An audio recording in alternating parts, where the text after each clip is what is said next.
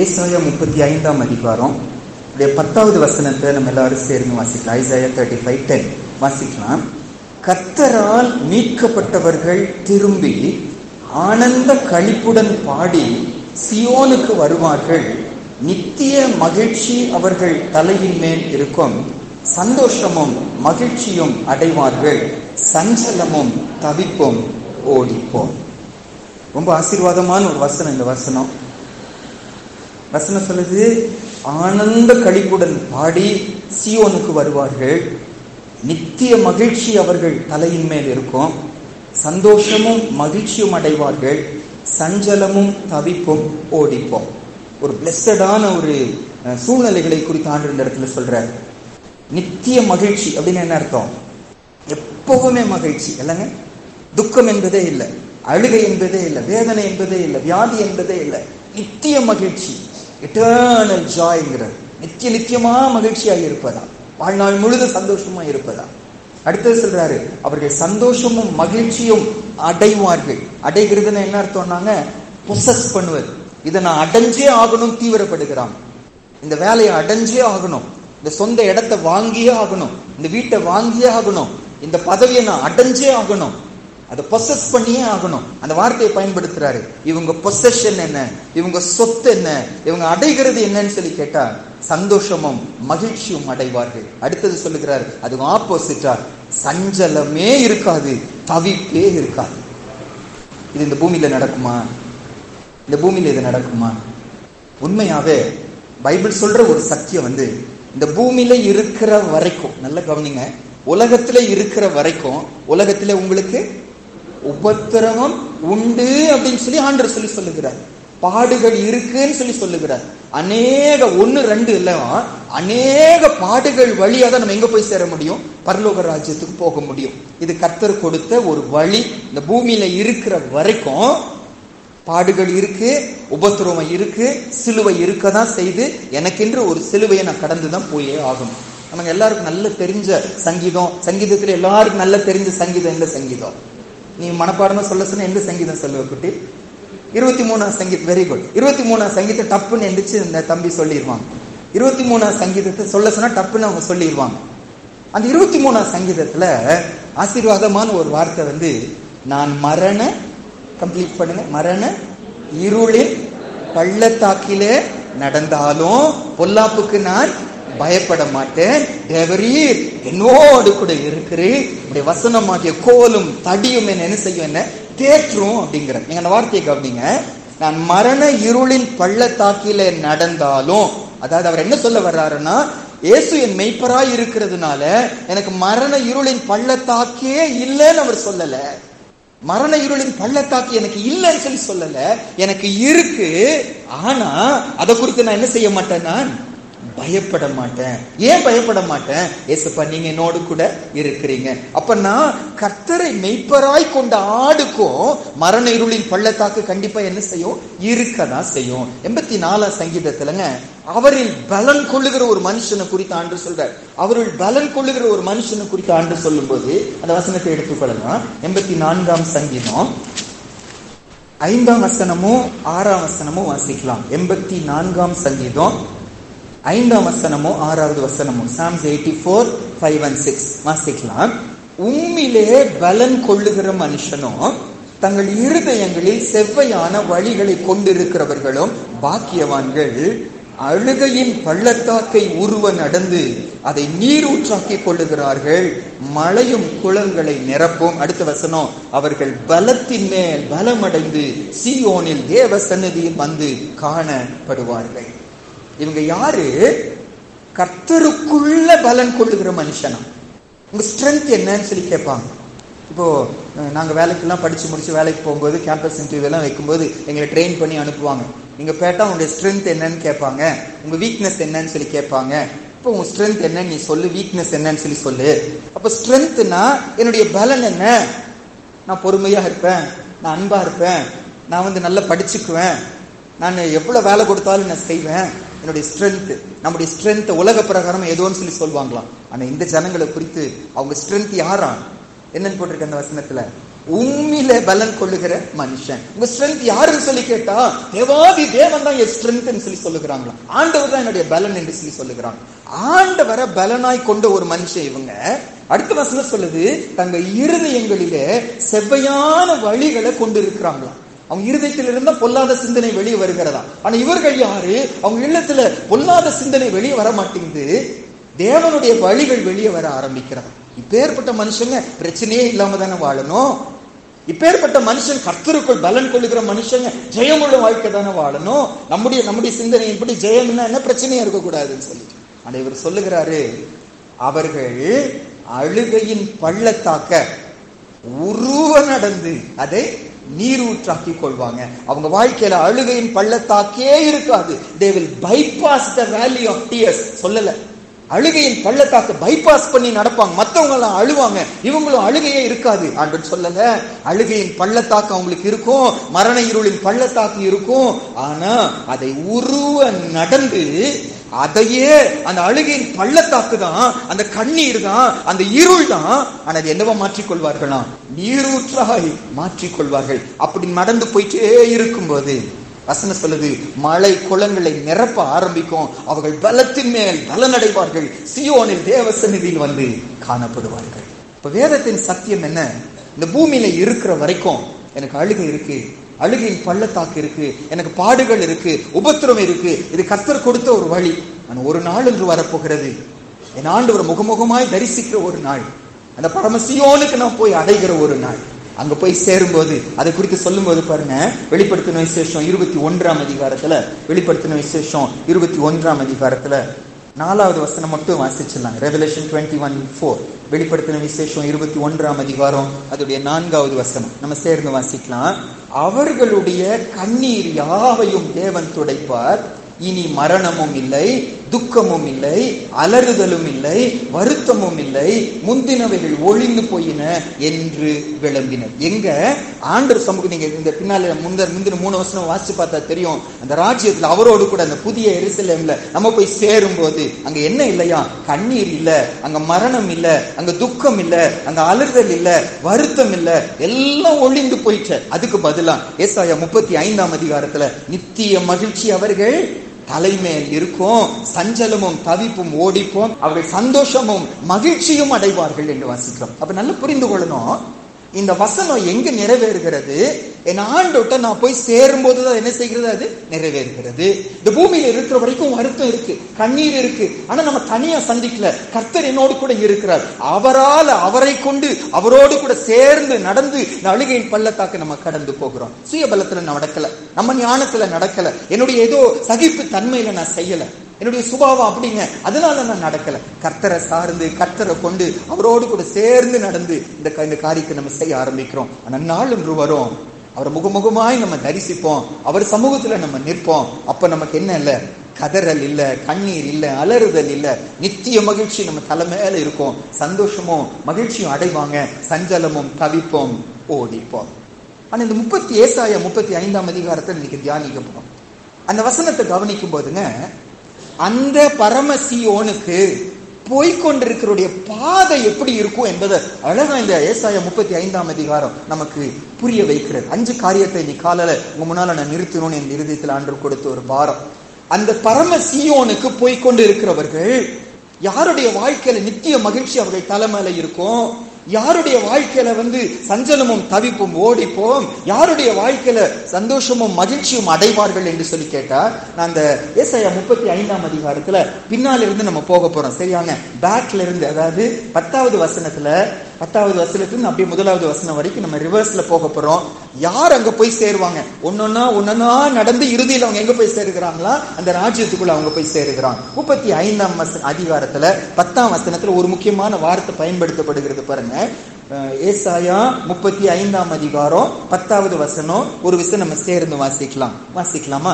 கர்த்தரால் மீட்கப்பட்டவர்கள் திரும்பி ஆனந்த களிப்புடன் பாடி சீயோனுக்கு வருவார்கள். நல்ல கவனிங்க, அந்த ராஜ்யத்துக்கு போகிறவங்க ஒரே ஒரு கூட்டம் தான். எந்த கூட்டம்?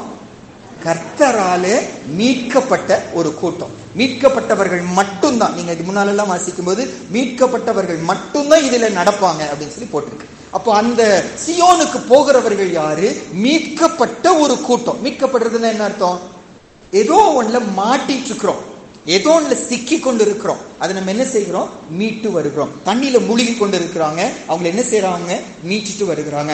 நகை முழுக போகிறது, நகை என்ன செய்யறாங்க? மீட்டுட்டு வருகிறாங்க. நானும் நீங்களும் பாவத்துல, சாபத்துல, சாத்தானின் பிடியில, நரகத்துக்கு சொந்தக்காரர்களா அழுத்தி அழுத்தி போய்கொண்டே இருக்கிறோம். ஒரு நாள் சுவிசேஷம் பக்கமா வந்துச்சு. அன்று சிலுவையில செய்து முடித்தவர்கள் என் பக்கமா வருகிறது. விசுவாசிக்கிறேன். கிருபையினால விசுவாசத்தை கொண்டு நான் நீங்கள் என்ன செய்யப்பட்டோம்? ரட்சிக்கப்பட்டோம். இது உங்களால் உண்டானதல்ல, இது தேவனுடைய ஈவு. ஒருவரும் பெருமை பாராட்டாதபடிக்கு இது நம்மால உண்டானதல்ல, இது முழுக்க முழுக்க அவரது. அதனால இங்க சொல்லும் போது சொல்றாரு, வெறும் மீட்கப்பட்டவர்கள் சொல்லி சொல்லாம இவர்கள் கர்த்தரால் என்ன செய்தவர்கள்? மீட்கப்பட்டவர்கள். இது மாம்சத்தினால அல்ல, புருஷனுடைய சித்தத்தினால அல்ல, இவர்கள் தேவனால என்ன செய்தவர்கள்? பிறந்தவர்கள். ஆனா அந்த தேவனால மீட்கப்பட்டவர்கள் லைஃப்ல கூட அந்த வார்த்தை ஒரு அழகா ஆண்டவர் எழுதுகிறாரு, கர்த்தரால் மீட்கப்பட்டவர்கள் திரும்பி வருவாங்க. அது என்னது திரும்பி வருவாங்க? அது என்னது திரும்பி வருவாங்க அப்படின்னா, எங்கேயோ ஆண்டவர் வழியில போயிட்டு இருக்கிற அந்த மீட்கப்பட்டவர்கள் எங்கேயோ சைட் ட்ராக் ஆகி வேற பக்கம் எங்க செய்ய ஆரம்பிச்சுட்டாங்க? போக ஆரம்பிச்சுட்டாங்க. நம்ம எல்லாருடைய லைஃப்லயும் ஏதோ ஒரு சூழ்நிலையில கர்த்தருடைய வார்த்தையை விட்டு திரும்பி போய் விடுகிறோம். பிசாசுக்கு இடம் கொடுத்து விடு. 1 தீமோத்தேயு 5:15 நம்ம வேற பக்கம் திரும்பி போகும்போது சாத்தானை பின்பற்றுகிறோம் என்று பைபிள் சொல்லுது. இப்ப சத்தியத்துக்கு மாறா ஒரு காரியம் செய்கிறோம், ஆண்டவருக்கு மாறா ஒரு காரியம் செய்கிறோம். அப்படியே வழியிலிருந்து நம்ம என்ன செய்கிறோம்? நம்ம திரும்பி போய் விடுகிறோம். பொய் சொல்லக்கூடாது தெரியுது, சூழ்நிலைக்காக பொய் சொல்லுகிறோம் என்று சொல்லி சொல்லுகிறோம். கடன் வாங்கக்கூடாதுன்னு சொல்லி தெரியுது, அந்த சூழ்நிலைக்காக கடன் வாங்குறோம் சொல்லி சொல்லுகிறோம். மன்னிக்கணும்னு சொல்லி தெரியுது, மன்னிக்க மாட்டாம இருக்கிறோம். மத்தவங்களுக்கு மன்னிப்பு கொடுக்கணும்னு தெரியுது, மன்னிப்பு கொடுக்க முடிய மாட்டேங்குது. மத்தவங்க பொருளை இச்சிக்காதன்னு சொல்லி சொல்றோம், ஆனா இச்சை நமக்குள்ள வந்து விடுகிறது. கர்த்தர் சமூகத்துல வரும்போது ஆண்டவர் தன்னுடைய வழியை நமக்கு உணர்த்துகிறாரு, ஆவியானவர் நமக்குள்ள உணர்த்துகிறாரு. நீ போகிற பாதை சரியில்லை, நீ போகிற பாதை சரியில்லை, உன் சிந்தை சரியில்லை, உன் வார்த்தை சரியில்லை, உன் செயல்கள் சரியில்லை. ஆண்டவர் நம்மோடு கூட என்ன செய்யறார்? பேசுகிறார். சபையில கூடி வரும்போதுங்க ஆண்டவர் கொடுக்கிற ஒரு பெரிய பாக்கியம் வந்து நம்ம ஆண்டவர் வசனம் வந்துங்க நம்ம என்ன செய்யுமா? அது உபதேசிக்கும் என்று பைபிள் சொல்லி தீமோத்தேயு புத்தகத்துல வாசிக்கிறோம். கர்த்தருடைய வசனம் வந்து நம்மை உபதேசிக்குமா, கர்த்தருடைய வசனம் நம்மை கடிந்து கொள்ளுமா, கர்த்தருடைய வசனம் நம்மை சீர்படுத்துமா, கர்த்தருடைய வசனம் நமக்கு நீதியை படிப்பிக்குமா. அப்ப ஆண்டவர் சமூகத்துல வரும்போது கர்த்தருடைய வசனம் என் பக்கமா வருகிறது, என்னை உபதேசிக்க ஆரம்பிக்கிறார், டாக்டரின் சொல்ல ஆரம்பிக்கிறார், அவர் என்ன விரும்புகிறார் என்று சொல்ல ஆரம்பிக்கிறார், வேத சத்தியம் என்னன்னு சொல்லி ஆண்டவர் சொல்ல ஆரம்பிக்கிறார். நான் மாறி போய் இருக்கும்போது அந்த கர்த்தருடைய வசனம் நம்மளை என்ன செய்து? கடிந்து கொள்ளுது. ஆண்டவருடைய வசனம் என்ன கடிந்து கொள்ளுது. நல்ல கவனிங்க, ஒரு பெரிய தேவ மனுஷன் சொல்றாங்க, நீங்க ஒரு சபைக்கு போயிட்டு இருக்கிறீங்க, ஒரு பிரசங்கத்தை கேட்டுக்கொண்டு இருக்கிறீங்க, உங்க உள்ளம் குத்தப்படலைன்னா, பாவம் உணர்த்தப்படலைன்னா அந்த பிரசங்கத்தை கேட்காதீங்க, அந்த சபைக்கு போகாதீங்கன்னு சொல்லி சொல்லுகிறாங்க. ஏன்னா நம்ம எல்லாரும் குறைவுள்ளவர்கள் தான். ஆண்டவர் சொல்றாரு, பரிசுத்தம் உள்ளவன் இன்னும் பரிசுத்தம் ஆகட்டும் சொல்லி சொல்வாருன்னா, எங்கேயோ எனக்குள்ள என்ன இருக்கு? அசுத்தம் இருக்கிறது. அசுத்தத்தை சொல்லாத ஒரு வசனம், அசுத்தத்தை சுட்டி காட்டாத ஒரு பிரசங்கம். என்ன பிரசங்கம் அது? என்னை சமாதானப்படுத்தி நீ நல்லா இருப்ப, சுகமா இருப்ப, நீ ஆசீர்வாதமா இருக்க சொல்லி என்ன நரகத்துக்கு கொண்டு போகிற கூட்டமா அது? இல்ல. ஆண்டவருடைய வசனம் என் பக்கமா வரும்போது சுத்திகரிக்கிற ஒரு வசனம். ஆவியானவர் சுத்திகரிக்கிற ஆவியானவர், பரிசுத்தத்துக்குள்ள நடத்துகிற ஆவியானவர், சத்தியத்துக்குள்ள நடத்துகிற ஆவியானவர். அப்ப ஆண்டவருடைய சமூகத்துல வரும்போது நான் உணர்த்தப்படுகிறேன். எங்கேயோ நான் திரும்பி போயிட்டு இருக்கிறேன், இது உன்னுடைய வழி அல்ல, நீ போகிற பாதை இது இல்ல, தராசில நிறுத்தப்பட்டு நீ குறைவுள்ளவனாய் காணப்படுகிற ஆண்டவர் நம்மோடு கூட பேசுகிறார். அப்ப அந்த சியோனுக்கு போகிறவர்கள் யாருன்னாங்க, கர்த்தர் பேசும்போது, கர்த்தர் உணர்த்தும் போது ஆமாண்டவரேன்னு சொல்லி ஒத்துக்கொண்டு திரும்பி சியோனுக்கு வருகிறவர்கள் தான் யாரு? அந்த ராஜ்யத்துக்குள்ள போய் சேருவாங்க. இன்னைக்கு யோசிச்சு பார்க்கணும், நானும் நீங்களும். என்னால என் பாவத்தை ஆண்டவர் உணர்த்தும் போது, சுட்டி காட்டும் போது ஏற்றுக்கொள்ள முடிகிறதா? அது விருப்பமா இருக்கிறதா? ஆண்டவர் என்கிட்ட குறை இருக்கு சுவாமி, என்னை ஏதோ தடை பண்ணுது, நான் போற பாதை சரியில்லாதது போல ஒரு உணர்வு எனக்கு இருக்கிறது, உங்க சமூகத்துக்கு வந்திருக்கிறேன், என்னை உணர்த்துங்கன்னு சொல்லி ஆண்டுட்டு அர்ப்பணிக்கும் போது ஆண்டு நம்மோடு கூட கண்டிப்பா பேசணும். பாருங்க, 1 யோவான்லங்க 3ஆம் அதிகாரத்துல 9வது வசனம். 1 யோவான் 3ஆம் அதிகாரம் 9வது வசனம். 1 John chapter 3 verse 9 வாசிக்கலாம். தேவனால் பிறந்த எவனும் பாவம் செய்யான், ஏனெனில் அவருடைய வித்து அவனுக்குள் தரித்திருக்கிறது. அவன் தேவனால் பிறந்தபடியினால் பாவம் செய்ய மாட்டான். நீங்க சின்சியரா இந்த வசனத்தை நம்ம முன்னால நிறுத்திங்க. தேவனால் பிறந்த எவனோ என்ன செய்ய மாட்டானா? பாவம் செய்ய மாட்டான். அந்த வசனத்தை அப்படியே எடுத்துக்கொள்வீங்கன்னா நம்ம சின்சியரா ஒத்துக்கொள்ள முடியும், நம்ம தேவனால் பிறந்தவங்க இல்லைன்னு சொல்லிட்டு. புரிஞ்சுக்கிறீங்களா நான் சொல்றது? நான் பாவம் செய்யலைன்னு நீங்க யாரும் என்ன செய்ய முடியாது, சொல்ல முடியாது. என்கிட்ட குறையே இல்லைன்னு நானும் சொல்ல முடியாது, நீங்க யாரும் சொல்ல முடியாது. என்கிட்ட குறை இருக்கிறதுனால ஆண்டவர் சொல்றாரு பரிசுத்தம் உள்ள இன்னும் பரிசுத்தமாகட்டும் சொல்லிட்டு. அப்ப என்கிட்ட பாவம் இருக்கு. அப்ப இந்த வசனம் என்ன சொல்லுது? தேவனால் பிறந்த எவனானாலும் சரி, ஊழியனானாலும் சரி, புது விசுவாசி ஆனாலும் சரி, எத்தனையோ வருஷம் ஆனாலும் சரி, தேவனால் பிறந்த எவனும் என்ன செய்ய மாட்டானா? பாவம் செய்ய மாட்டான் என்று சொல்லுகிறாங்களே, ஆனா நான் பாவம் செய்கிறேன்னு. ஒரு சின்ன திருத்தம் அந்த வசனத்துல, சரியா அந்த கிராமரை சரியா மொழிபெயர்க்கல. ஆங்கில பைபிள்ல என்ன போட்டிருக்குன்னா, they won't continue in that sin. அந்த பாவத்துல அவங்க தொடர மாட்டாங்க. பாவம்னு உணர்த்தப்பட்ட போது அதுல அவங்க என்ன செஞ்சிருவாங்க? அவங்க வெளியே வந்துருவாங்க. they won't be keeping on sinning, they won't continue in that sin, they won't sin deliberately, they won't sin knowingly, they won't sin habitually. அது அவங்க பழக்கமா இருக்காது. புரிஞ்சுக்கிறீங்களாங்க? நம்ம பாவம் இருக்கு எனக்குள்ள, ஆண்டவர் சமூகத்துல வருகிறோம், ஆண்டவர் உணர்த்துகிறாரு. ஆண்டவர் உணர்த்தப்பட்ட போது அந்த பாவத்தை நம்ம என்ன செய்வோம்? நம்ம வெளியே வருவோம். ரொம்ப வருஷம் முன்னால இந்த காஞ்சி கோயிலுங்கிற ஒரு பகுதியில அந்த ஐயாலாம் இப்ப இருக்க மாட்டாரு. நாங்க கம்ப்யூட்டர் சென்டர் வச்சிருக்கும் போது அவரோடு பழக்கம். ஒரு இடத்துல எங்க இடத்துல நல்ல வயதானவர், அவரு ஒரு புஸ்தகங்கள் எல்லாம் எழுதியிருக்காங்க. அப்ப அவர் ஒரு வார்த்தையை பகிர்ந்து கொண்டார்.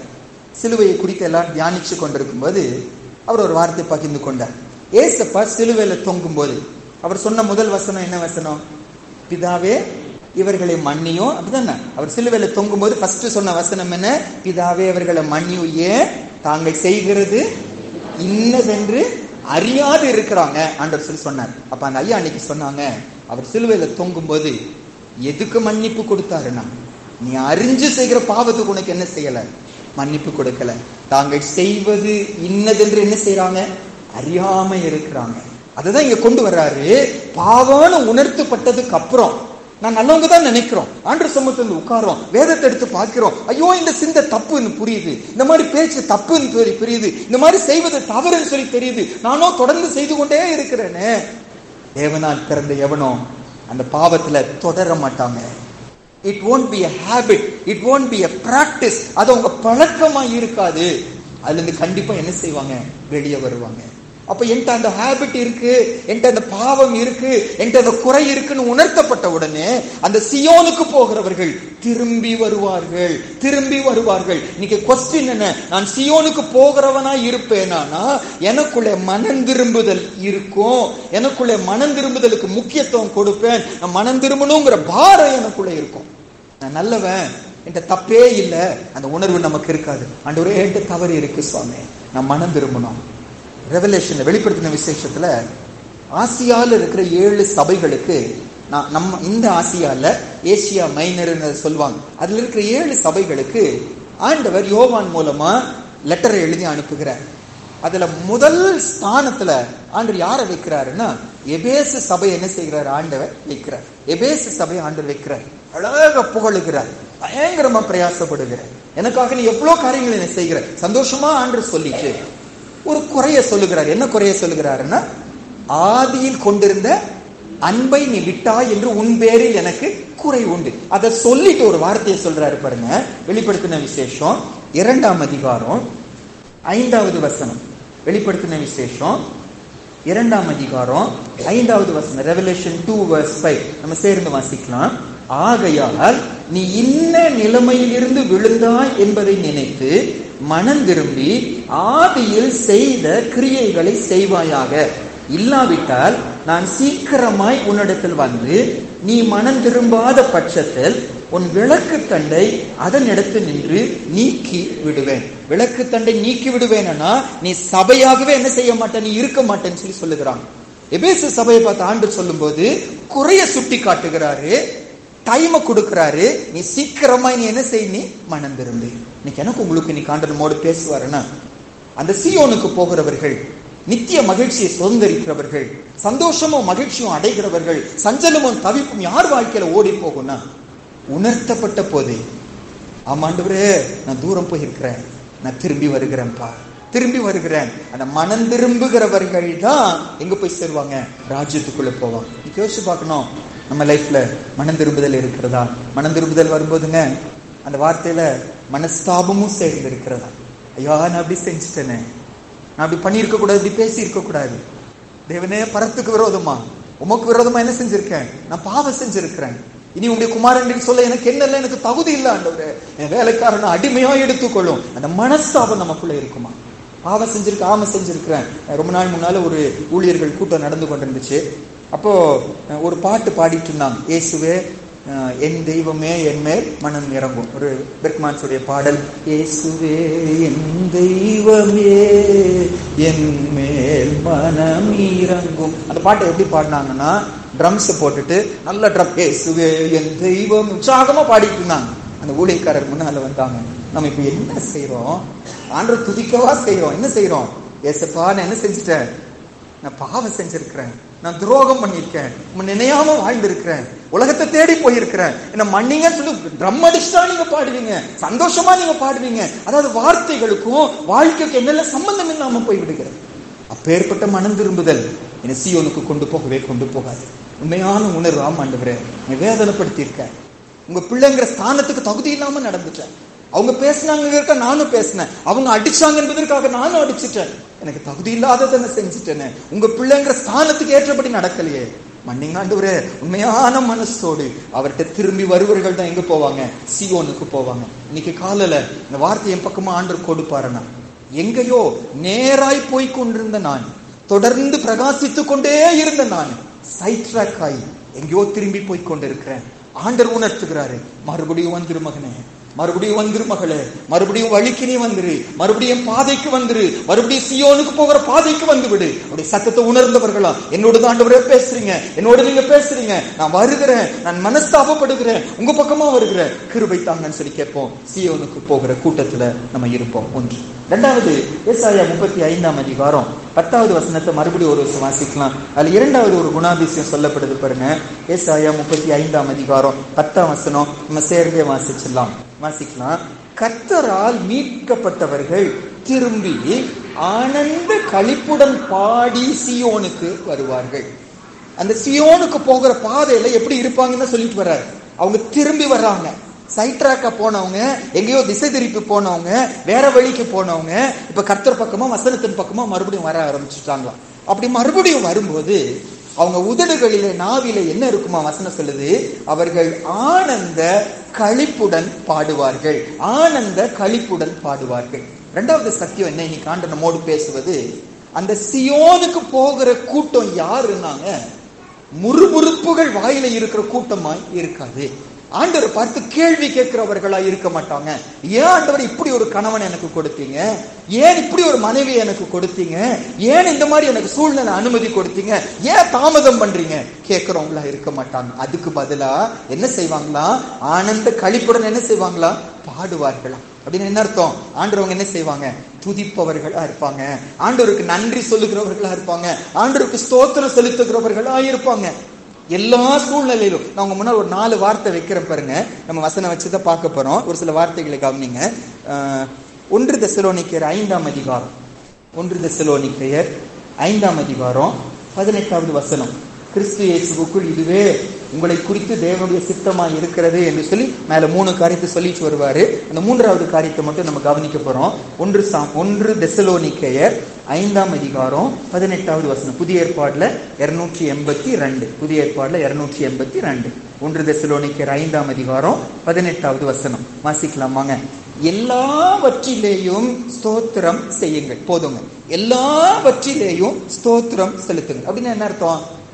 எல்லாத்துக்காகவும் ஸ்தோத்திரம் செலுத்துங்கன்னு சொல்லி சொல்லல, எல்லாவற்றிலேயும் நீங்க என்ன செய்யுங்க? நீங்க ஸ்தோத்திரம் செலுத்துங்க. You thank God in everything. அப்படின்னு என்ன அர்த்தம்?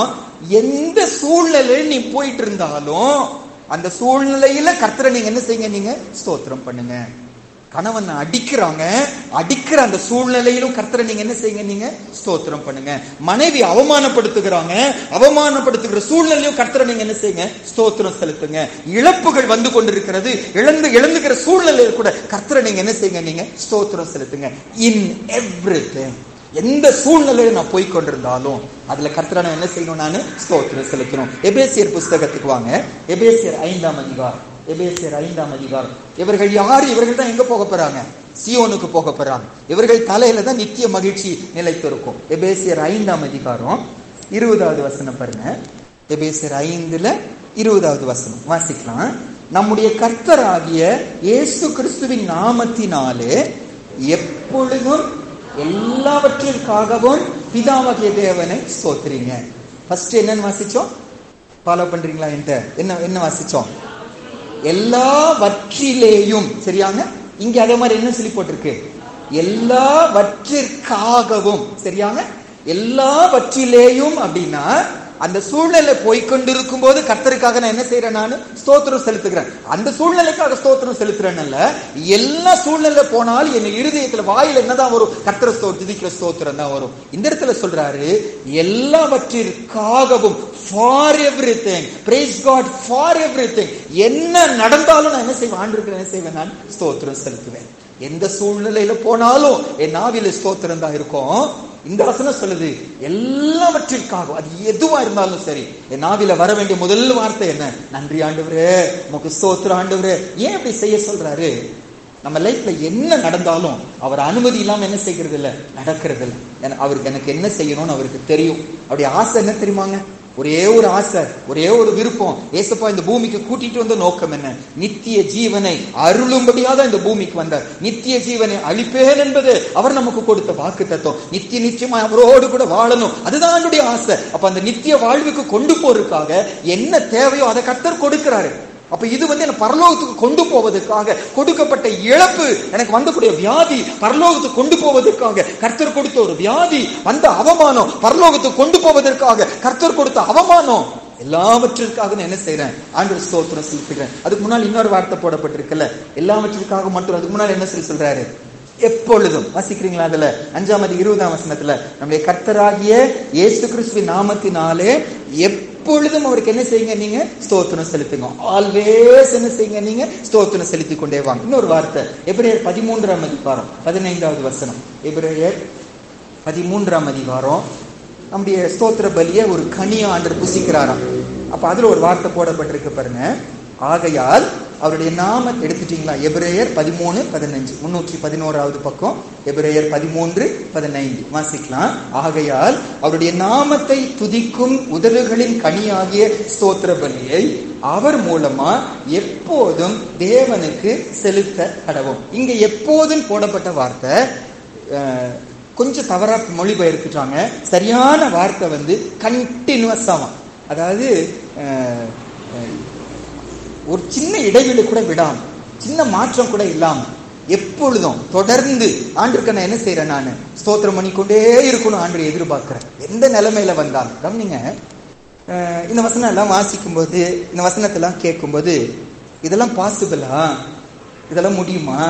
நன்றி சொல்லிக்கொண்டே இருக்க முடியுமா? அடிக்கிறாங்க, உதைக்கிறாங்க, திட்டுறாங்க, அவமானப்படுத்துறாங்க, கேவலப்படுத்துறாங்க, ஸ்தோத்திரம் ஸ்தோத்திரம் சொல்ல முடியுமா? அப்போ ஒன்னும் பைபிள் என்னவா இருக்கணும்? தப்பா இருக்கணும். அப்படித்தானங்க? நம்ம மனசு சொல்லி இதெல்லாம் முடியுமாங்க? கணவன் திட்டுறாங்க, அடிக்கிறாங்க, பிள்ளைங்க வேதனைப்படுத்துக்கிறாங்க, கொடுக்க வேண்டிய சம்பளம் கொடுக்க மாட்டேங்கிறாங்க, வர வேண்டிய காரியம் வர மாட்டேங்குது. ஸ்தோத்திரம் செலுத்த முடியுமா? அதிலே ஸ்தோத்திரம் செலுத்திக் கொண்டிருக்க முடியுமா? அதுக்காக ஸ்தோத்திரம் செலுத்த முடியுமா? எப்பொழுதும் ஸ்தோத்திரம் பண்ணிக்கொண்டே இருக்க முடியுமா? ஆண்டவர் முடியாத ஒன்றை நம்மோட என்ன செய்ய மாட்டாரு? பேச மாட்டாரு. அப்பேற்பட்ட கொடுமையான தேவன் அல்ல. சுமக்க முடியாத பாரத்தை நம்ம மேல என்ன செய்ய மாட்டார்? ஆண்டவர் போட மாட்டார். அப்படி செய்ய முடிஞ்சா மட்டும்தான் நம்மோட ஆண்டவர் பேசுவார். நீ காலையில நம்மோட ஆண்டவர் பேசுவாருன்னா அவர் நம்முடைய சுயபலத்தினால முடியாதுதான். நம்ம கர்த்தரால மீட்கப்பட்டவர்கள். அப்ப அவரை கொண்டு இந்த காரியத்தை நம்மால் என்ன செய்ய முடியும்? செய்து முடிக்க முடியும். சியோனுக்கு போகிறவர்கள் எப்பொழுதும் எல்லாவற்றுக்காகவும் இடைவிடாமல் தொடர்ந்து எல்லாவற்றிலேயும் கர்த்தரை ஸ்தோத்திரம் பண்ணுகிறவர்களாதான் இருப்பாங்க. அப்படி இல்லாம போகும்போது தான் ஆபத்து வந்து விடுகிறதா? நமக்கு நல்ல தெரிஞ்ச வசனம் தானே. சங்கீதம் 50ஆம் அதிகாரம் 14:15 வாசிக்கிறோம். ஆபத்து காலத்தில், இது எல்லாருக்கும் நல்லா தெரியும் அல்ல, ஆபத்து காலத்தில் என்னை நோக்கி கூப்பிடு, நான் உன்னை விடுவிப்பேன், நீ என்ன மகிமைப்படுத்துவ. 15வது வசனம். ஆனால் அதுக்கு முந்தின ஒரு வசனம் போடப்பட்டிருக்கு. 14ஆம் வசனத்துல ஒரு வார்த்தை போடப்பட்டிருக்கு. வாசிங்க, அதை மட்டும் வாசிங்க. சங்கீதம் 50ஆம் அதிகாரம் 14ஆம் வசனத்துல, நீ தேவனுக்கு ஸ்தோத்திர பலியிட்டு உன்னதமானவருக்கு உன் பொருத்தனைகளை செலுத்தி, அதுக்கப்புறம் கமா போட்டு அறப்புள்ளி போட்டு அடுத்து கண்டினியூ பண்ணுது. அதுக்கப்புறம் ஆபத்து காலத்துல என்ன நோக்கி என்ன செய்ய நீ கூப்பிடு. அப்போ ஆபத்துன்னு ஒண்ணு வருமானா, ஆபத்து காலம் நம்ம லைஃப்ல இருக்குமானா, பிரச்சனை என்ன? 2 பிரச்சனை என்ன வசனம் சொல்லுது. நீ தேவனுக்கு நீ என்ன செய்யல, நீ ஸ்தோத்திர பலி இடல, ஆண்டவர் முறுமுறுத்து கொண்டு இருக்கிற, ஆபத்து வந்துருச்சு. உன்னதமானவருக்கு நீ பொருத்தனைகளை செலுத்தல, இப்படி நடந்துச்சு. இந்த 2 செய்ய ஆரம்பிப்போம். ஆபத்து காலத்தில் கர்த்தரை நோக்கி கூப்பிடுவோம். நம்ம சீயோனுக்கு போகிற கூட்டத்துல இருப்போம். 3வதுங்க, அந்த ஏசாயா 35ஆம் அதிகாரத்துக்கு வாங்க. ஏசாயா 35ஆம் அதிகாரத்துல 8ஆம் வசனமும் 9வது வசனமும் நம்ம வாசிச்சிடலாம். ஏசாயா 35ஆம் அதிகாரம் 8ஆம் வசனமும் 9வது வசனமும். ஐசாயா 35:8-9 வாசிக்கலாம். அங்கே பெரும் பாதையான வழியும் இருக்கும், அது பரிசுத்த வழி என்னப்படும். தீட்டுள்ளவன் அதிலே நடந்து வருவதில்லை, அந்த வழியில நடக்கிறவர்கள் பேதையராய் இருந்தாலும் திசை கெட்டு போவதில்லை. அங்கே சிங்கம் இருப்பதில்லை, துஷ்ட மிருகம் அங்கே போவதும் இல்லை, அங்கே காணப்படவும் மாட்டாது. மீட்கப்பட்டவர்களே அதில் நடப்பார்கள். சீயோனுக்கு போகிற கூட்டத்தார் யார் என்று பார்த்துட்டு வருகிறோம். முதல் காரியம் என்னன்னு சொல்லி பார்த்தோம். என்னன்னு தியானிச்சோங்க? முதல்ல என்னன்னு சொல்லி பார்த்தோம். அவர்கள் மனம் திரும்புகிறவர்கள். மனஸ்தாபத்துக்கும் மனம் திரும்புதலுக்கும் முக்கியத்துவம் கொடுக்கிறோம் ஒன்று. 2வது, அவர்கள் கர்த்தரை துதிப்பவர்கள். எந்த நிலைமையிலும், எல்லா சூழ்நிலைக்காக எப்பொழுதும் இடைவிடாமல் கர்த்தரை ஸ்தோத்திரம் பண்ணுகிற கூட்டம் சொல்லி நம்ம பார்த்தோம். 3வது, இந்த வசனம் என்ன சொல்லுதுன்னா, அவர்கள் போகிற பாதை என்ன பாதையா, அது பரிசுத்த வழி என்று சொல்லி அழைக்கப்படும். 8ஆம் வசனத்துல பெரும் பாதையான வழியும் இருக்கும், அது பரிசுத்த வழி என்னப்படும். இவங்க போகிற பாதை அது பரிசுத்த பாதையா. இந்த பரிசுத்தம், பைபிள்ல பரிசுத்தம் சரி வரும்போது ஒண்ணு பாவமில்லாத வாழ்க்கை, ஒண்ணு இன்னொரு அர்த்தம் பிரித்தெடுக்கப்பட்ட ஒரு வாழ்க்கை. அதுதான் பரிசுத்தம் என்பது. பிரித்தெடுக்கப்பட்ட வாழ்க்கை, உலகத்தோடு ஒத்து போகாத ஒரு வாழ்க்கை, பாவத்தோடு அட்ஜஸ்ட் பண்ணாத ஒரு வாழ்க்கை, இப்பிரபஞ்சத்துக்கு ஒத்த வேஷம் தெரியாத ஒரு வாழ்க்கை தான் பரிசுத்த வாழ்க்கை. அப்ப இந்த பரிசுத்த வழியில போறவங்களை குறித்து இந்த 2 வசனத்துல 3 கேரக்டர் சொல்லப்படுகிறது. ஒன்று, வசனம் சொல்லுது, தீட்டுள்ளவன் அதிலே நடப்பதில்லை. அப்போ பரிசுத்த வழியில நடக்கிறவர்கள் தீட்டுப்பட்டவர்களா இருக்க மாட்டாங்க. தீட்டுப்பட்டவன் என்று வரும்போது பழைய ஏற்பாடுலங்க, அவங்க ஆண்டவருக்கு அருவருப்பானவர்கள். ஆண்டவர் சமூகத்தில் அவங்க என்ன செய்யக்கூடாது, சேரக்கூடாது. கர்த்தரால் அக்செப்ட் பண்ண முடியாதவர்கள் தான் தீட்டுப்பட்டவர்கள். நானும் நீங்களும் பரிசுத்த பாதையில நடக்கிறவர்களா இருந்தா என்னுடைய வைராக்கியம் என்னவா இருக்கும்னா, கர்த்தர் ஏற்றுக்கொள்ளணுமே, அவரால் ஏற்றுக்கொள்ளப்படத்தக்கதா என் வாழ்க்கை இருக்கணுமே. நான் ஒரு காரியத்தை செய்யறேன், ஒரு காரியத்துல ஈடுபடுகிறேன், அவங்க ஏற்றுக்கொள்வாங்களா, இவங்க ஏற்றுக்கொள்வாங்களா, என்னெல்லாம் யோசிக்கிறோமே, கர்த்தர் ஏற்றுக்கொள்வாரா, இதை செஞ்சா அவருக்கு பிரியமா இருக்குமா, இப்படி பேசினா அவருக்கு சந்தோஷமா இருக்குமா, அல்லது அவருக்கு நான் தீட்டுப்பட்டவன நான் இருப்பேனா, இந்த சிந்தனை இருக்குமா? பரலோகத்துக்கு போகிறவங்க எப்போ ஆசை என்ன இருக்குமா, ஆண்டவரே உங்க முன்னால தீட்டுப்பட்டவனா, உங்களை விட்டு தூரனா போயிடக்கூடாதுப்பா, இது உமக்கு பிரியம் இல்லைன்னா நான் அதை செய்ய மாட்டேன், இது உண்மை துக்கப்படுத்தும் செய்ய மாட்டேன், உங்களை விட்டு என்ன தூரப்படுத்தணும் இதை செய்ய மாட்டேன், இந்த வேலை உங்களை விட்டு தூரப்படுத்துதா, இந்த வேலை எனக்கு வேண்டாம் ஆண்டவரே, இந்த ட்ரெஸ் உங்களை விட்டு தூரப்படுத்துதா, இந்த ட்ரெஸ் எனக்கு வேண்டாம் சுவாமி, இந்த உறவு எனக்கு உங்களை விட்டு தூரப்படுத்துதா, இந்த உறவு எனக்கு வேண்டாம் ஏசப்பா. அந்த வைராக்கியம் அவங்களுக்குள்ள இருக்கும். தீட்டுப்பட்டவன் நான் இருக்கக்கூடாது. அடுத்தது என்ன சொல்றாரு 4 வசனத்துல, பேதையரா இருந்தாலும் அவங்க திசை கெட்டு போக மாட்டாங்க. இந்த திசை கெட்டு போக மாட்டாங்கன்னா என்ன அர்த்தம்னாங்க, போயிட்டு இருக்கிறோம். இப்போ நாங்க இதுக்கு முன்னால் ஒரு இடத்துல இருந்தோங்க.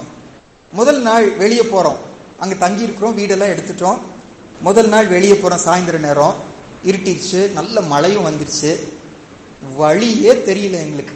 எங்க வீட்டுக்கு, நாங்க எடுத்த வீட்டுக்கு சேர சுத்தி சுத்தி இருக்கிறோம், கூகுள் மேப் எல்லாம் போட்டெல்லாம் பாக்குறோம், ஒண்ணுமே எங்கேயோ கூட்டிட்டு போய் காலி இடத்துல நிக்குது, இதுதான் உங்க வீடுன்னு சொல்லி காமிக்குது. வழியே எங்களுக்கு தெரியவே இல்லை, எங்க போறது, எங்க வீடு தான், ஒரு நாள் தான் ஆயிருக்கு, அடுத்த நாள் தேடி போறோம், வீடை கண்டுபிடிக்க முடியல. அந்த அர்த்தம் தான் இது. பரிசுத்த வழியில போயிட்டு இருக்கிற நாங்க அந்த பரிசுத்த வழி காணாம வேற வழிக்கு நான் என்ன செய்ய மாட்டேன், நான் போக மாட்டேன். அந்த திசை, எந்த திசை, சீயோனுக்கு போகிற திசையை விட்டு வழி விலகி நான் போகவே மாட்டேன். நான் செய்வது என்ன பரலோகத்துக்கு கொண்டு போகாதுன்னா நான் அதை செய்ய மாட்டேன். திசை விட்டு நான் போக மாட்டேன். ஆண்டவர் என்ன வழி நடத்துவாரு. ஆசை, வாஞ்ச, விருப்பம் எல்லாம் ஆண்டவரே அந்த ராஜ்யத்துக்கு வந்து சேரணும் ஆண்டவரே. அந்த ராஜ்யத்துக்கு போகிற வழியை விட்டு, அந்த பரிசுத்த வழியை விட்டு என்னை அஸ்ட்ரே பண்ணத்தக்க எதுக்குமே நான் என்ன செய்ய மாட்டேன், நான் ஈடுபட மாட்டேன். பொல்லாங்காய் தோன்றுகிற எல்லாவற்றையும் விட்டு நான் என்ன செய்வேன், நான் விலகுவேன். இது பொல்லாங்குன்னு விலக மாட்டேன், அது பொல்லாங்குன்னு தோன்றிய நான் என்ன செஞ்சிருவேன். ஒரு சின்ன சந்தேகம் வந்தா கூட, இந்த பிசினஸ் ஏதோ தப்பு நடக்க போகுது, இந்த உறவில் ஏதோ தப்பு நடக்க போகிறது, இந்த வேலையில் ஏதோ தவறு நடக்க போகிறது, ஒரு சின்ன சிந்தனை வந்தா கூட எக்ஸ்பெரிமெண்ட் பண்ண மாட்டேன், அதை விட்டு விலகிடுவேன். ஏன் என் பாரம் எல்லாம் என்ன, நான் பரிசுத்த வழியில போகணும் ஆண்டவரே. அப்ப பரிசுத்த வழியில போறவங்க தீட்டுப்பட்டவர்களா இருக்க மாட்டாங்க, திசை கெட்டு போக மாட்டாங்க. அடுத்த வசனம் சொல்லுது, சிங்கம் இருப்பதில்ல, துஷ்ட மிருகம் அங்கே போவதும் இல்லை. அப்படின்னு என்ன அர்த்தம்? இந்த ரெண்டு எதை குறிக்கணும்? பிசாசை குறிக்கும். சரியாங்க? அந்த வழியில போறவங்க, பரிசுத்த வழியில போறவங்க, பிசாசுக்கும் அவங்களுக்கும் சம்பந்தமே இருக்காது. யோவான் 14:30 ஏசப்பா சொல்லுகிறாரு, இந்த பிரபஞ்சத்தின் அதிபதி வருகிறான், அவனுக்கு என்னிடத்தில் ஒன்றுமில்லை என்று சொல்லி சொல்லுகிறார். சாத்தானுக்கு எனக்கு சம்பந்தம் இல்லை, அவன் பொருட்களில் ஒன்றும் என் வாழ்க்கையில இல்லை, அவனுக்கு சம்பந்தப்பட்டது ஒன்றும் எனக்குள்ள இல்லை. அவனுக்கு சம்பந்தப்பட்டது என்ன? அப்பம் பிற்கிற நேரத்துல யாக்கோபு 3:15 ஒரு வார்த்தையை வாசிச்சோம். என்ன வார்த்தை வாசிச்சோம்? கசப்பு இருக்கும்னா, மன்னிக்காம இருப்போம்னா. இது யாருடையது? இது பேய்த்தனத்துக்கு அடுத்ததுன்னு வாசிச்சோம். அவனுக்குரியதுதான் கசப்பு, அவனுக்குரியதுதான் வைராக்கியம், அவனுக்குரியதுதான் விரோதம். எபேசியர் 4:26-27 நீங்க கோபம் கொண்டாலும் பாவம் செய்யாதிருங்கள், சூரியன் அஸ்தமிக்கிறதுக்கு முன்னால உங்கள் எரிச்சல் தனியே கடவுது, பிசாசுக்கு இடம் கொடாமலும் இருங்கள். அப்பன்னா நான் கோபத்தை மனசுல வைத்துக் கொண்டா பிசாசுக்கு நான் என்ன செய்யறேன், இடம் கொடுக்கிறேன் என்று சொல்லி அர்த்தம். எபேசியர் 2:2 கீழ்ப்படியாமையின் பிள்ளைகள் இடத்தில் இப்பொழுது கிரியை செய்கிற ஆகாயத்தின் அதிகார பிரபுன்னு சொல்லி போடப்பட்டிருக்கு. அப்ப பிசாசு யார் வாழ்க்கையில கிரியை செய்வானா, நான் கீழ்ப்படியாம போகும்போது. யாருக்கு, எதுக்கு கீழ்ப்படியாம போகும்போது? ஆண்டவருக்கும் அவருடைய வார்த்தைக்கும் நான் கீழ்ப்படியாம போகும்போது பிசாசுக்கு இடம் கொடுக்கிறேன். நீங்க அந்த பரிசுத்த பாதையில போறவங்க தீட்டுப்பட்டவங்களா இருக்க மாட்டாங்க. அவங்க ஏக்கமெல்லாம் ஆண்டவரே நீங்க ஏற்றுக்கொள்ளணும் சுவாமி. ரெண்டாவது, பரிசுத்த வழியில போய்கொண்டு இருக்கிறவங்க திசை கெட்டு போக மாட்டாங்க. எப்பவுமே என்ன நடந்தாலும் நான் செய்வது என்ன பரலோகத்துக்கு கொண்டு போகணும், அதுதான் அவங்க பாரமா இருந்து கொண்டே இருக்கும். மூணாவது, பரிசுத்த வழியில போகிறவங்க சாத்தானுக்கும் அவங்களுக்கும் சம்பந்தமே இல்லை. அவனுடைய கோபம் எனக்குள்ள இல்ல, அவனுடைய வைராக்கியம் எனக்குள்ள இல்ல, அவனுடைய கீழ்ப்படியாமை எனக்குள்ள இல்ல. கர்த்தர் என்னை விடுதலை ஆக்கிட்டார். அவனுக்கு இடம் கொடுக்காத ஒரு வாழ்க்கை, ஜெயமெடுத்த ஒரு வாழ்க்கை, அவன் ஒண்ணுமே நம்மளை தொட முடியாத ஒரு வாழ்க்கை. ஏசப்பாவை மீண்டும் மீண்டும் மீண்டும் சோதிக்க வந்து கொண்டே இருந்தான். ஆண்டவர் வசனத்தை கொண்டு ஜெயித்தாரு. சில காலம் அவரை விட்டு பிரிந்து இருந்தான் வசனம் சொல்லி ஆனா இறுதி வரைக்கும் ட்ரை பண்ணி கொண்டே இருந்தான். ஆண்டவர் ஜெயிச்சாரு. மரணமே உன் கூறுங்க, பாதாளமே உன் ஜெயமெங்க என்று சொல்லி ஆண்டவர் அறைகோல் விட்டாருன்னு வாசிக்கிறோம். பரிசுத்த வழியில போறவங்க சாத்தானின் மேல் ஜெயமெடுத்தவர்களா இருப்பாங்க. ரொம்ப வேதனை என்ன தெரியுமாங்க, ஒரு சிலர் இந்த வீதியில கோயில் இருக்குங்க, இந்த வீதியில யாரோ இறந்து போயிட்டாங்க, அந்த வீட்டுல யாரோ தற்கொலை பண்ணிட்டாங்க அப்படின்னு ஆணுடைய பிள்ளைங்க அங்கிருந்து பயந்து வேற இடத்துக்கு என்ன செய்யறாங்க, போகிறாங்க. எவ்வளவு வேதனை இல்ல? நம்மளை பார்த்து பயந்து பிசாசு தூரம் போகிறான். ஆனா நாமோ பிசாசுக்கு பயந்து நம்ம தூரம் போகிறவர்களா இருப்போமானா நம்ம பரிசுத்த வழியில போகிறவர்கள் அல்ல. அவனுக்கு என்னிடத்துல ஒன்றும் இல்லை, தேவனுக்கு கீழ்ப்படிஞ்சு இருப்பேன், பிசாசுக்கு எதிர்த்து நிற்பேன். அவன் என்னை விட்டு ஒருவேளை ஓடி போவான் அல்ல, நிச்சயமா என்ன செய்வான், ஓடி போவான். பரிசுத்த வழியில போறவங்க சத்துருவின் மேல் ஜெயம் எடுத்தவர்கள். முதல் காரியம், பரிசுத்த வழியில போகிறவங்க மனம் திரும்புகிறவர்களா இருப்பாங்க. இரண்டாவது, பரிசுத்த வழியில போறவங்க எப்பொழுதும் கர்த்தரை துதிக்கிறவர்களா இருப்பாங்க. மூன்றாவது, அந்த சியோனுக்கு போகிறவர்கள் பரிசுத்த வழியில நடப்பார்கள் என்று சொல்லி பார்த்தோம். நான்காவதாகங்க அந்த 35 3ஆம் வசனமும் 4ஆம் வசனமும் வாசிச்சிடலாம்.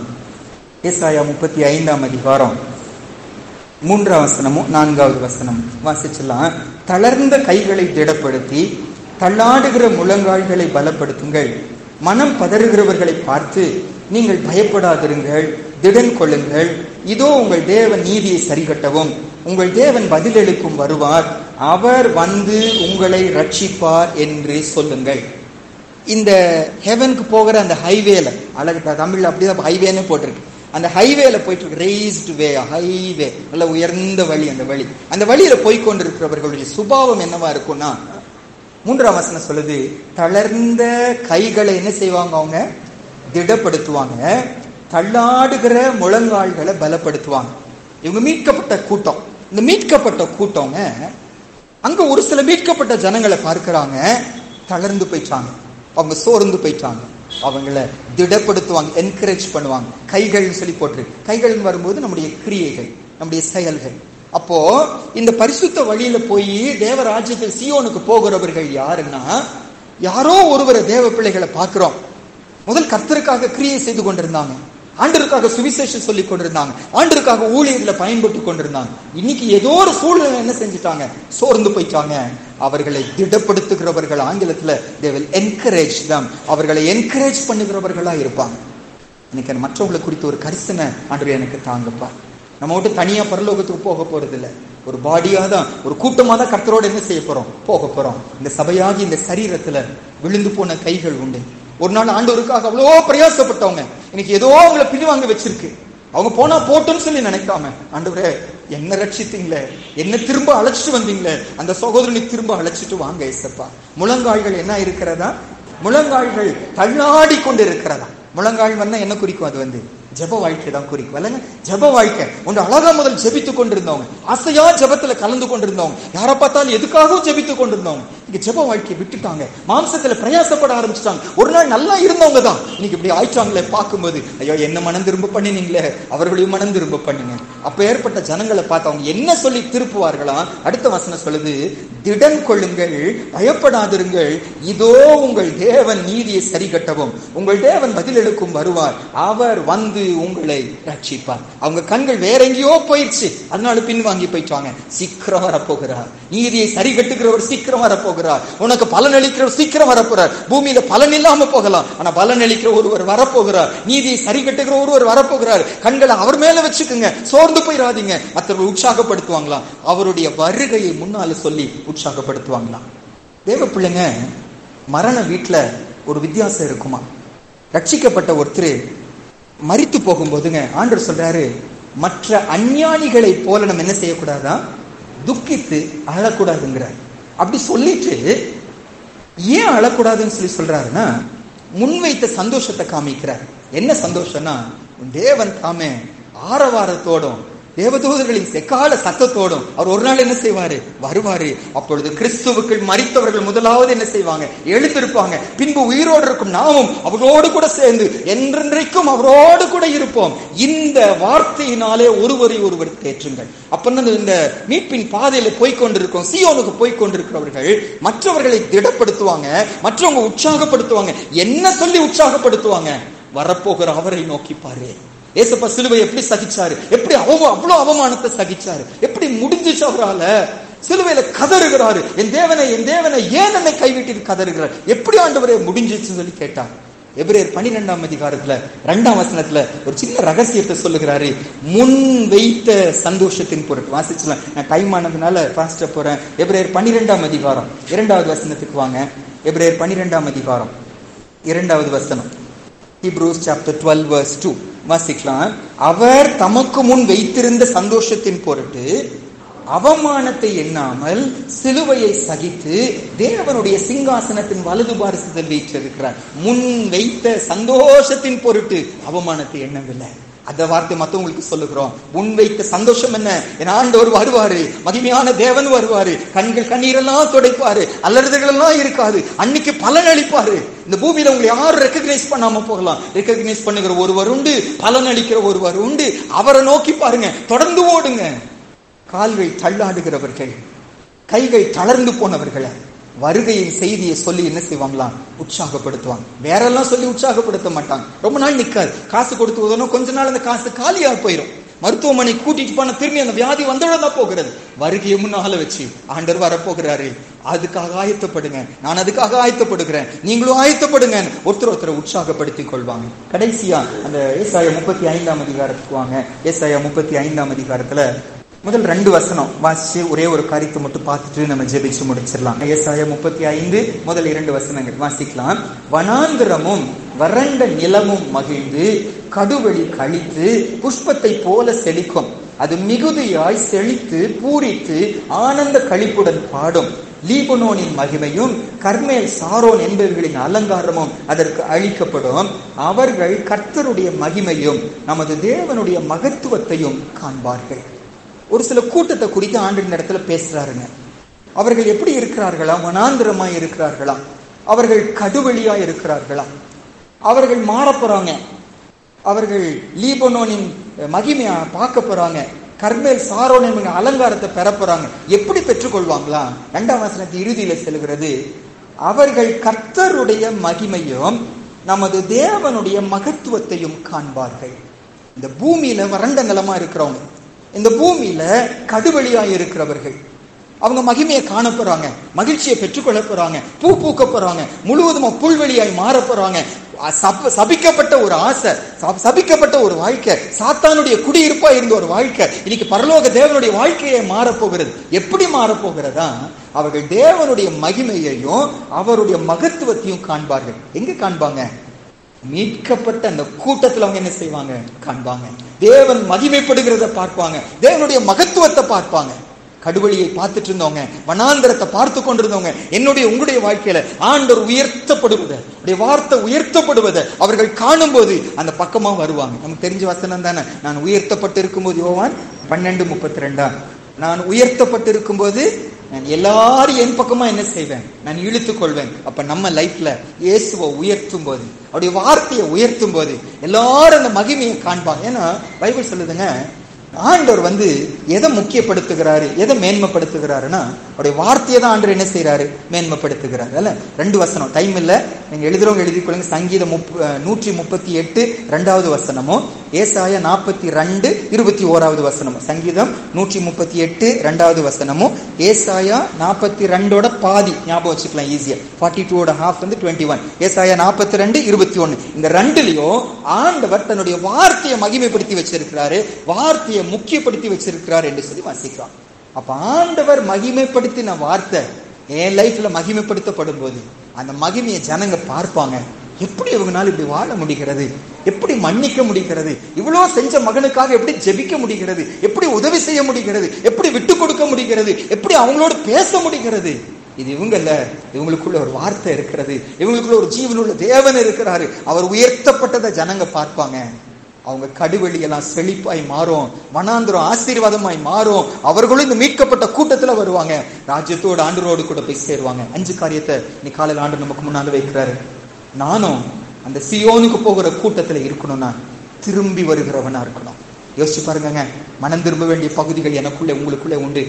எதுல கர்த்தர் இன்னைக்கு உணர்த்துகிறாரோ நம்ம மனம் திரும்புவோம், ஆண்டர் பக்கமா வருவோம். 2வது, யார் அந்த மகிமையில பிரவேசிப்பார்கள்னா வாயில எப்பொழுதுமே கர்த்தரை துதிக்கிற துதி தான் என்ன செய்யும்? கர்த்தரை நான் எக்காலத்திலும் ஸ்தோத்திரிப்பேன், அவர் துதி எப்போதும் என் வாயில இருந்து கொண்டே இருக்கும்னு சொல்லி பார்த்தோம். 3வது, யார் அந்த சீயோனுக்கு போவாங்க? பரிசுத்த வழியில போறவங்க. ஆண்டவரே, நான் தீட்டுப்பட மாட்டேன் ஏசப்பா, நான் உங்களை விட்டு தூரம் போக மாட்டேன் ஏசப்பா, சாத்தானுக்கு நான் இடம் கொடுக்க மாட்டேன் என்று வாழுகிறவர்கள் பரிசுத்த வழியில போய் சீயோனுக்கு போய் சேருவாங்க என்று சொல்லி பார்த்தோம். 4வது, மற்றவர்களை உற்சாகப்படுத்துவாங்க, மற்றவங்களை திடப்படுத்துவாங்க. எப்படின்னா வருகையை முன்னால வைத்து மற்றவங்களை உற்சாகப்படுத்துவாங்க. கடைசியாய் பார்த்தோம், நம்ம லைஃப்ல கர்த்தரையும் கர்த்தருடைய வார்த்தையை உயர்த்தும் போது அந்த மகிமையை ஜனங்க காண்பாங்க, நமக்கு பின்னால வருவாங்க. திரள் கூட்டம் ஆண்டவரோடு கூட நம்ம போய் சேருவோம். நம்ம எல்லாரும் எந்திரிச்சு நிற்கலாமா? நம்ம சேர்ந்து ஜெபிக்க போறோங்க. எல்லாரும் எழுந்திரிச்சு நிற்கலாம். அவனுடைய வார்த்தைக்கு நம்ம விட்டு கொடுக்க போறோம். பிரதர், ஐயா, அம்மா, சிஸ்டர், ஆண்டுடைய பாரம் கடைசி நாளில் என்னை உங்களையும் எழுப்புவதுதான். நாம் மறித்து மண்ணுக்கு மண்ணா போகிறதே இல்லை. வருகையில நம்ம கைவிடப்படுவது அவருடைய சித்தம் அல்ல. வருகையில எடுத்துக்கொள்ளப்படணும், கடைசி நாளில் எழுப்பப்படணும், நித்தியமாய் அவரோடு கூட நம்ம வாழணும், அவரோடு கூட சிங்காசனத்தில் அமர்ந்தவர்களாய் ஆளுகை செய்கிறவர்களா நம்ம இருக்கணும். அதனுடைய ஏக்கம் அதுதாங்க. நித்திய மகிழ்ச்சி நம்ம தலை மேல இருக்கணும், சந்தோஷமும் மகிழ்ச்சியும் அடைகிறவர்களா நம்ம இருக்கணும், சஞ்சலமும் தவிப்பும் ஓடினவர்களா நம்ம இருக்கணும். அதனுடைய ஆசை அது. இன்னைக்கு ஒப்பு கொடுப்போமா? எதையோ தேடிக்கொண்டு போகிறோமோ, எதுக்கோ நம்ம நேரத்தை செலவிட்டு கொண்டு இருக்கிறோமோ, எதுக்காகவோ பயங்கரமா பிரயாசப்பட்டு போறோமோ? என்னுடைய வாழ்க்கையின் கோல், என் வாழ்க்கையின் நோக்கம் இந்த நித்தியமாய் ஆண்டவரோடு கூட இருப்பதுதான். அதற்கு நம்ம ஆண்டு எதிர்பார்க்கிறவைகளை ஆண்டு நம்மோடு பாரத்தோடு நம்மோடு பேசியிருக்கிறாங்க. நம்ம ஒப்பு கொடுப்போம், சரிப்படுத்துவோம்.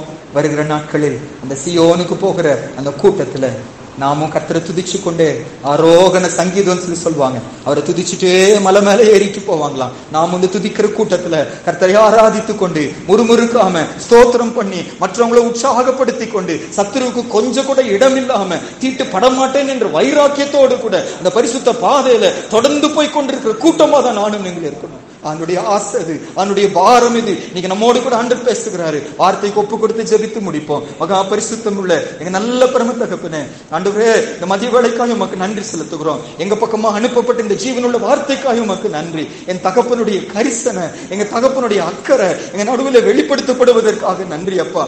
எவ்வளவு எங்களை நேசிக்கிறீங்க, எவ்வளவு எங்க மேல அக்கறையா இருக்கிறீங்க, எங்க முடிவை குறித்து எவ்வளவு உங்களுக்கு பாரம் உண்டு ஆண்டவரே. எங்களோட நீங்க பேசினதற்காக நன்றி அப்பா.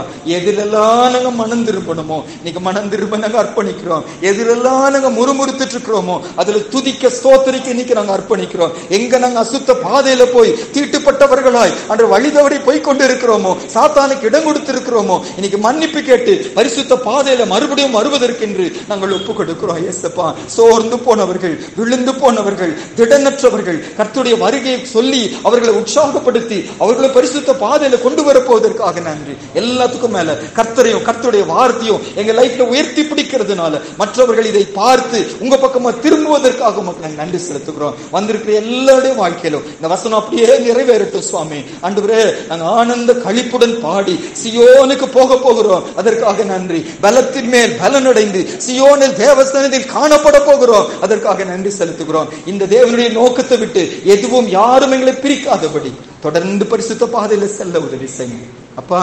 இந்த வார்த்தைகளின்படி நடக்க எல்லாருக்கும் கிருபை தாங்கப்பா. இதை விட்டு நாங்க விலகும் போது இன்னைக்கு நாங்க தியானித்த வசனங்கள் ஆவியானவரை ஞாபகப்படுத்துங்க. நான் சொன்னவைகளை நினைப்பூட்டுவார் என்று ஆவியானவருக்கு எழுதப்பட்டிருக்கிறது. ஆவியானவரை எங்களுக்கு நினைப்பூட்டி உங்க பாதைக்கு மறுபடியும் இழுத்துட்டு வாங்கன்னு சொல்லி நாங்கள் செபிக்கிறோம். உம்மை விட்டு பிரிந்து வாழ முடியாது என்று அறிக்கை செய்கிறோம். உம்மை விட்டு தூரமான பாதை எனக்கு வேண்டாம் ஆண்டவரே, சபைக்கு வேண்டாம் ஏசப்பா. உம்மை துக்கப்படுத்துகிற வாழ்க்கை வேண்டாம். உம்மோடு இணைஞ்சு நின்று அந்த ராஜ்யத்துக்கு வருகிற வாழ்க்கையை சபையாக எங்களுக்கு ஆண்டவர் கொடுப்பதற்காக நன்றி செலுத்துகிறோம். இங்கிருந்து நாங்க போக போகிறோம் ஆண்டவர். கொளுத்த கன்றுகளை போல வளருவார்கள் என்று சொல்லி சொன்னீங்களே அப்பா, நாங்க இங்கிருந்து வெளியே போக போகிறோம். கர்த்தர்களை பலப்படுத்தி அனுப்புவதற்காக நன்றி செலுத்துகிறோம். சகல துதி கன மகிமை உமக்கு செலுத்தி இயேசுவின் மூலம் ஜெபிக்கிறோம் நல்ல பிதாவே, ஆமென்.